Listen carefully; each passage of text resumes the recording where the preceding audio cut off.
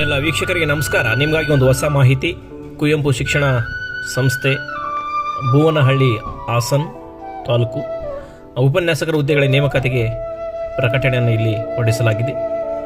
ಕುವೆಂಪು ಪದವಿ ಪೂರ್ವ ಕಾಲೇಜು ಹಾಸನ ಅಲ್ಲಿ ನೀಡಿದಂತಹ ಅಥವಾ ತೆರವಾದಂತಹ ಉಪನ್ಯಾಸಕ ಹುದ್ದೆಗಳಿಗೆ ನೇಮಕಾತಿ ಮಾಡಿಕೊಳ್ಳಲು ಅರ್ಜಿಯನ್ನು ಕರೆಯಲಾಗಿದೆ. ಸದರಿ ಕಾಲೇಜು ಅನುದಾನಕ್ಕೆ ಒಳಪಟ್ಟಿದ್ದು ಈ ಕೆಳಕಂಡಂತೆ ಮೀಸಲಾತಿ ಅನ್ವಯ ನೇಮಕಾತಿ ಮಾಡಿಕೊಳ್ಳಲಾಗುವುದೆಂಬ ಪ್ರಕಟಣೆಯನ್ನು ಪತ್ರಿಕೆಯಲ್ಲಿ ತಿಳಿಸಿದ್ದಾರೆ.